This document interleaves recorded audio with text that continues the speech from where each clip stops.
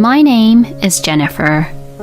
I am 32 years old and I work for a company. I have been married to my husband, Charles, and 3 years has passed already. Our marriage has been stuck in a rut over the years, and I get the feeling that our intimacy and feelings with each other are getting a little weaker compared to how it was when we just got married. But I would like to believe that we still love each other in one way or another. We do occasionally fight, but we celebrate each other's birthdays and the wedding anniversaries every year, and we are able to live together without any major issues. So perhaps we are gradually becoming more like a family than just a lovey-dovey married couple.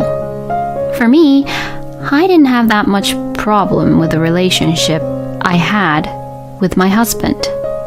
But I had some issues with my relationship that I had with my mother-in-law, Laura. Laura was what you'd call a typical bullying the wife type of mother-in-law, and so she would pick on me and bully me, and I was the victim to her trap. Oh gosh, the meals that you cook, Jennifer, is not very tasty. I mean, it's really tasteless, and it's not that even good. I'm sorry. I'm trying to be more conscious about being healthy and making healthy meals, which is why I'm trying to cut back on salt as much as possible. Well, the other day, Charles told me that you don't make any fried meals that often. Is that right? When Charles stayed over at my house the other day, I made him fried foods and he was so happy. You know, Charles was saying that there was no fried food or any meals with fried food at all back at his house while he was eating what I cooked for him. You have to make what your husband wants, okay? Are you sure you're not just being really immature and saying things like how you're afraid of the oil when you fry the food? No, that's not what I mean at all. Well, I will try to make them from now on.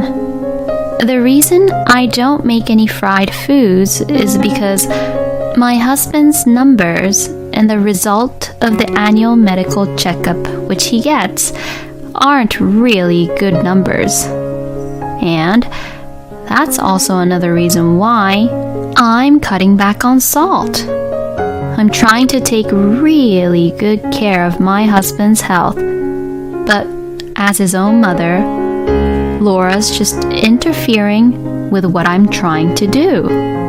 These thoughts came to my mind as I was really irritated by Laura and everything she says to me, but if I tried to say something like that to her, she would get really furious. So I had no choice but to reply without arguing back to Laura and just shrug it off. But even if I do that, Laura's bullying towards me didn't stop at all, and everything she said was mentally stressing me out. As a typical way for a mother-in-law to bully the wife, they would ask about the wife's pregnancy and if the wife has their grandchild or not. And well, Laura does the exact same thing and asks me if I got pregnant with her grandchild or not every time I see her. I thought she wouldn't go into that too much since my husband has an older brother, John, and him and his wife already has a child. But it didn't seem to matter at all, and she would be very nosy and always asks me, "Are you doing it properly to make a baby? Or you're not doing it at all? or say other annoying things like, "Why don't you go to clinic and try the infertility treatment?" My husband and I have decided to wait for a baby to come naturally. And well, to be honest, we can't really afford to have a baby at this time. In fact, just a few days ago, my husband quit his job because he said he was depressed. Charles has received a doctor's note and has been receiving unemployment benefits. But it doesn't change the fact that he is still unemployed. So having a baby is just a secondary concern for us. Since I am currently working, we are able to make ends meet for now. But with the rent, living expenses, and other expenses we have to pay, we have very little money saved up for our family. Despite that, Laura seems to visit us at our house often during the daytime because my husband is now at home, and they both go out to eat together or get food delivered to our house frequently. And it seems like my husband is paying for all of it. So, in other words, it is the same as if I was paying for the both of them to eat out or get food delivered from what I earned. No matter how much unemployment benefit my husband can receive from the government, it is only for a limited period of time, so we really can't afford to have a luxurious life. But neither my husband nor Laura understands this situation at all. A year passed in the blink of an eye, and my husband's unemployment benefits came to an end. During that time, my husband did not even try to look at postings for a new job or even try to do anything at all. Well, I can't really say it to Charles too strongly about this because he is depressed. So, I would say it really indirectly and nicely to my husband. "Why don't you look for a job?" But to this, he would say, "I'm not ready yet." But my husband is really energetic. I mean, he eats a lot and does no house chores or try to help around the house and plays video games all the time. And Laura would spoil my husband, telling him that he should rest until he's satisfied every time she sees him. The other day, Laura would just even blame me about Charles's situation by saying, "It's your fault that my son hasn't recovered yet." From my point of view, my husband is taking too much time off, and I really don't deserve to be blamed for that. Then, something happened that further escalated for the worse in our marriage. It all started when my father-in-law, Jack, became ill and passed away. Until then, Laura had been living together with Jack, but with his passing, she was left all alone. So now, she came up with the idea of living together with either our family or John's family. John and I had a bad feeling that Laura would come up with this idea when we were at Jack's funeral. At the funeral, Laura was very quiet, which was very unusual of her. John and his wife had often been criticized by Laura as well, and they were concerned about how quiet she was at the funeral. So, this time, Laura's stupid proposal popped up, and I don't know what my idiot husband thought, but he decided that Laura would come live with us without even discussing to me about it. This is the conversation I had between my husband a few days after Jack's funeral. "My mother will come over soon," She said she'll bring out a lot of stuff with her. So she told me to tell you to have a room ready for her to sleep in. Oh, is that so? Is she staying the night? How long is she going to stay at our place for? Huh? What the heck are you saying? My mother is going to stay with us forever. She's going to live with us from now on. Okay, please sign this. With that, I brought out the divorce papers I had kept in a drawer to my husband. He was lying on the sofa, but jumped up when he saw that what I had brought out was the divorce papers. Excuse me? Divorce? Why? Well, isn't it obvious? Do you have any idea how much Laura has been bullying and harassing me these years? I wanted nothing more to do with Laura, and now she wants to live with us? I really can't believe this is happening. And I'm sick and tired of you deciding such an important thing all on your own without even telling me about it beforehand. Why can't we discuss these important issues as a married couple? That's because in the end, it'll all be decided with my decision anyways. What the? Are you saying that you won't listen to what I have to say and what my opinions are at all? Once I heard my husband's true feelings, which completely gave me a shock, my affectionate feelings and love for him was completely gone all at once. I really can't do this anymore. Let's just get a divorce right now. No, come on. Hold on a second. Divorce is not the right answer. It means that for you, I'm just there so that I can just obey what you say, right? You're going to just make me do all the house chores and earn money with my job, and then now you'll make me take care of your own mother. That's not what I meant. I knew there was no point in talking to Charles about it anymore, since it looked like he's already made up his mind. So I went to my room and began to pack my things. And while I began to pack, I realized that the amount of the things I had was quite smaller than I thought.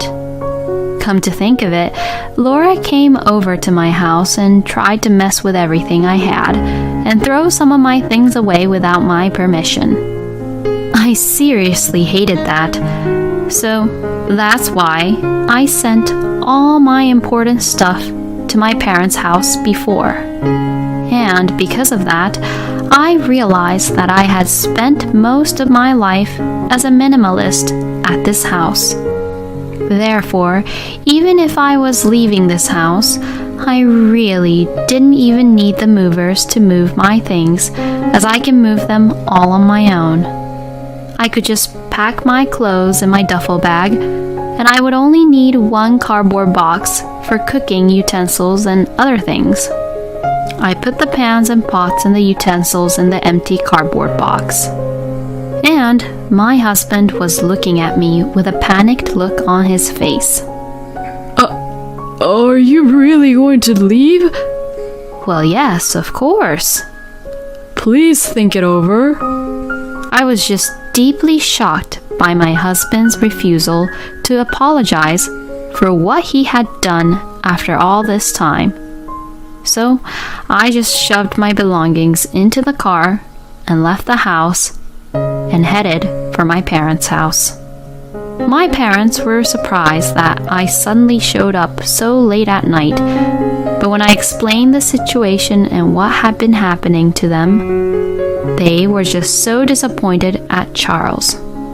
Hearing what had happened, my father said, "You should just leave him," which made me feel a little better.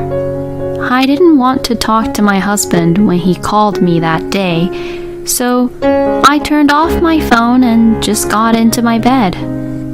Thank God I had the next 2 days off, since it was the weekend. It's really difficult to work in such a state of mind. The next morning, I was really impressed that the breakfast was ready when I woke up and enjoyed my mother's meals. I feel a little better after spending time at my parents' house for the first time in a while. And after I calmed down a little bit, I turned on my phone, thinking that I should be getting a lot of calls by now. Then I saw many incoming calls and text messages from my husband. My husband had apparently went back to Laura's house and had sent me messages. I'm currently at my mother's house. I'm helping her pack her things.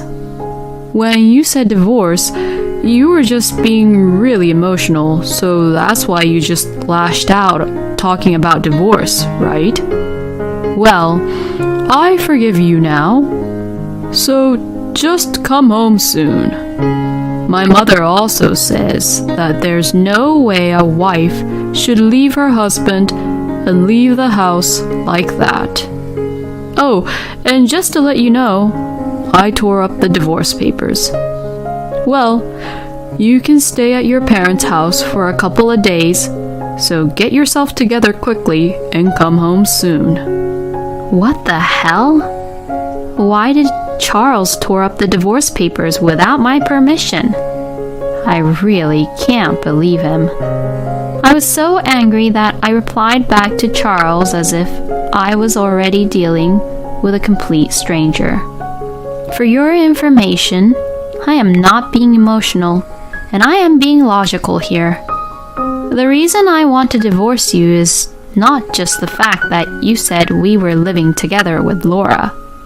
First of all, you quit your job without even telling me.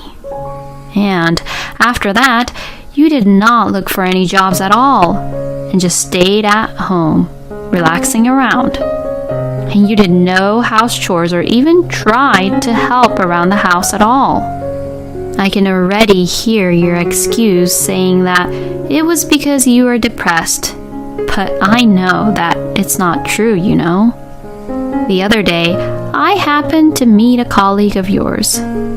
You remember Bill, who was at our wedding, right? Well, he said that the reason you quit was because you had an argument with your boss. Plus, Bill said that you made a mistake and it was your fault. But you went against your boss, who was angry with you for the mistake you made on your own, huh? And yet, you took advantage of the company's strict compliance rules and you lied, claiming you were receiving power harassment by your boss, and then went to the hospital to get the doctor's note to show that you were depressed. What a low-life scumbag you are. Who would want to stay married to such a person like you? I will send you the divorce papers later on, so please make sure you check it and sign them this time. If you don't sign the papers, I will lawyer up and sue you so we can fight in court. It's so refreshing to say all the things I wanted to say to my husband finally. After sending this message, my husband stopped responding to me at all. Then, the day after I sent the divorce papers, I received a message from Charles saying that he had signed the papers and submitted them.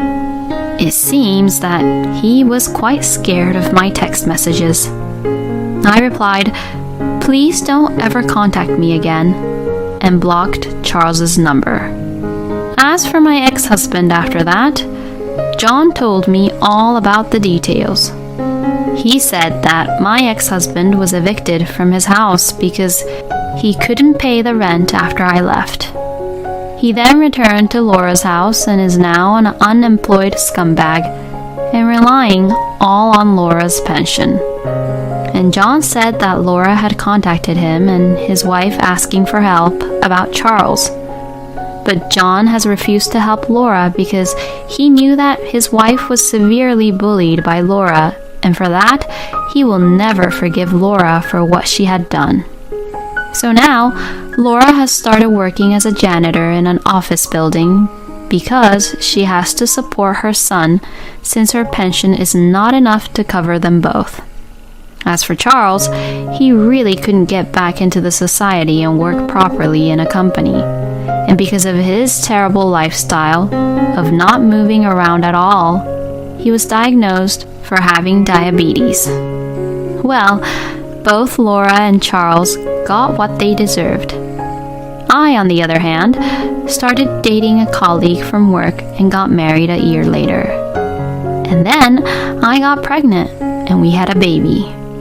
Currently, my husband, our son, and I are getting along very well and are having a great time together. Thank you for watching until the end. Please subscribe to our channel. We hope to see you in our next video.